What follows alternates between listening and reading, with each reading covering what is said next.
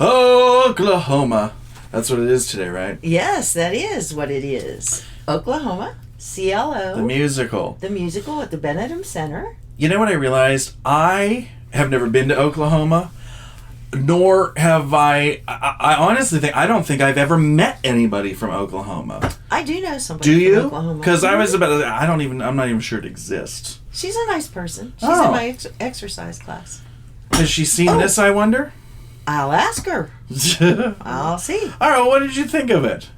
This is sort of an old chestnut musical theater, Rodgers and Hammerstein, you know. Yeah, it is an old chestnut, but it didn't feel old. It felt very fresh and vibrant and high energy. Really cool. Yeah, it actually was a whole beautiful production. The Michael Schweikart set is so picturesque and so clever because it just roll one thing over and roll another and things are rolling behind and you don't Do you even mean know like it. a tumbleweed? Oklahoma, yeah, I guess so. Where the wind comes sweeping down the plain. Did you feel it? Did you feel like you were there? Is that what the Actually, set did the set was that picturesque, yes. Picturesque, yes, I did. Cool. It really was beautiful. And the choreography was really exciting, I thought. They had sort of like folksy dances, some square dancing, some real acrobatic stuff. And there's a dream sequence that's this most beautiful ballet, and it's all so pretty. You feel like you're in the clouds, and then boom, it turns really dark. I loved that sequence. That was one of my favorite sequences in there. And a part of the beauty is also the vocals and the music. The vocalists were amazing. All the leads had fantastic voices. Curly was Nicholas Rodriguez, and he played his role.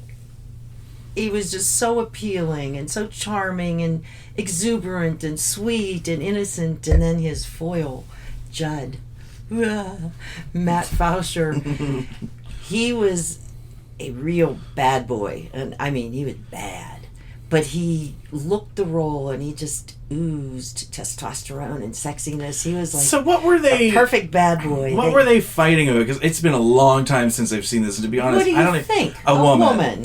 Yeah, okay. All right. This is basically a love story that follows a few different couples in different scenarios in the love story. And the leads that they were both fighting over, Laurie was played by Sarah Jean Ford, and she has this really beautiful, clear soprano voice. And I forgot to say about Judd, I loved his voice. Very rich and deep and resonant. Two of my favorite numbers were numbers that he participated in. One was Lonely Room, and the other was Poor Judd is Dead. And they were both with his voice. I just love those numbers. Cool.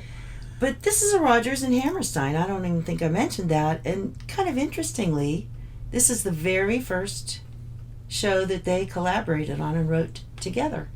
They had both had experience in other theater, but this was their collaboration. And they said, for our first time, let's make it all about Oklahoma.